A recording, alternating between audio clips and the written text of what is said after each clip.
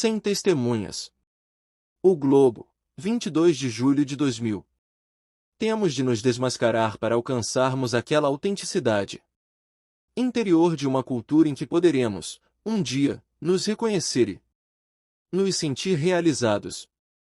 J. Admira a pena Albert Schweitzer. Em minha infância e mocidade, lembro um instante em que pela primeira vez sentiu vergonha de si.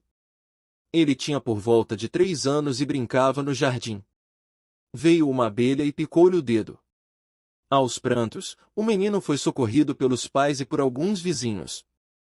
De súbito, o pequeno Albert percebeu que a dor já havia passado fazia vários minutos e que continuava a chorar só para obter a atenção da plateia. Ao relatar o caso, Schweitzer era um septuagenário. Tinha atrás de si uma vida realizada, uma grande vida de artista, de médico, de filósofo, de alma cristã devotada ao socorro dos pobres e doentes. Mas ainda sentia vergonha dessa primeira trapaça. Esse sentimento atravessara os anos, no fundo da memória, dando-lhe repuxões na consciência a cada nova tentação de autoengano. Notem que, em volta, ninguém tinha percebido nada. Só o menino Schweitzer soube da sua vergonha, só ele teve de prestar contas de seu ato ante sua consciência e seu Deus. Estou persuadido de que as vivências desse tipo, os atos sem testemunha, como costumo chamá-los, são a única base possível sobre a qual um homem pode desenvolver uma consciência moral autêntica, rigorosa e autônoma. Só aquele que, na solidão, sabe ser rigoroso e justo consigo mesmo, e contra si mesmo, é capaz de julgar os outros com justiça, em vez de se deixar levar pelos gritos da multidão, pelos estereótipos da propaganda, pelo interesse próprio disfarçado em belos pretextos morais. A razão disso é autoevidente. Um homem tem de estar livre de toda fiscalização externa para ter a certeza de que olha para si mesmo e não para um papel social, e só então pode fazer um julgamento totalmente sincero. Somente aquele que é senhor de si é livre, e ninguém é senhor de si se não aguenta nem olhar, sozinho, para dentro de seu próprio coração. Mesmo a conversa mais franca e a confissão mais espontânea não substituem esse exame interior, porque, aliás, só valem quando são expressões dele, não efusões passageiras, induzidas por uma atmosfera casualmente estimulante ou por um sincerismo vaidoso. Mais ainda, não é apenas a dimensão moral da consciência que se desenvolve nesse confronto, é a consciência inteira, cognitiva, estética, prática. Pois ele é ao mesmo tempo aproximação e distanciamento, é o julgamento solitário que cria a verdadeira intimidade do homem consigo mesmo e é também ele que cria a distância, o espaço interior no qual as experiências vividas e os conhecimentos adquiridos são assimilados, aprofundados e personalizados. Sem esse espaço, sem esse mundo pessoal conquistado na solidão, o homem é apenas um tubo por onde as informações entram e saem, como os alimentos, transformadas em detritos. Ora, nem todos os seres humanos foram brindados pela providência com a percepção espontânea e o julgamento certeiro de seus pecados. Sem esses dons, o anseio de justiça se perverte em inculpação projetiva dos outros e em racionalização, no sentido psicanalítico do termo. Quem não os recebeu de nascença tem de adquiri-los pela educação.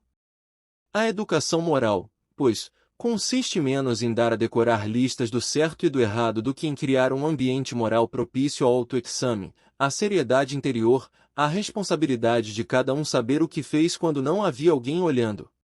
Durante 2 milênios, um ambiente assim foi criado e sustentado pela prática cristã do exame de consciência.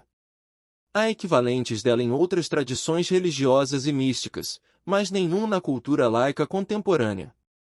Há as psicanálises, as psicoterapias, mas só funcionam nesse sentido quando conservam a referência religiosa à culpa pessoal e ao seu resgate pela confissão diante de Deus. E, à medida que a sociedade se descristianiza, ou, mutatis mutandis, se desislamiza, se desjudaiza etc., essa referência se dissolve e as técnicas clínicas tendem justamente a produzir o efeito oposto, a abolir o sentimento de culpa, trocando ora por um endurecimento egoísta confundido com maturidade, ora por uma adaptatividade autocomplacente, desfibrada e cafajeste, confundida com sanidade.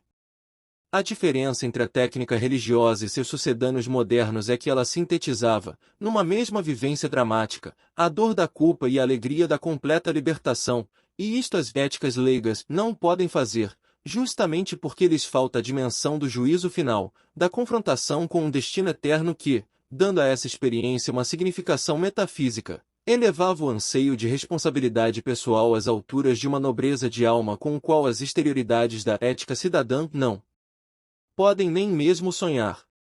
Há 2 séculos a cultura moderna vem fazendo o que pode para debilitar, sufocar e extinguir na alma de cada homem a capacidade para essa experiência suprema, na qual a consciência de si é exigida ao máximo e na qual, somente na qual, alguém pode adquirir a autêntica medida das possibilidades e deveres da condição humana.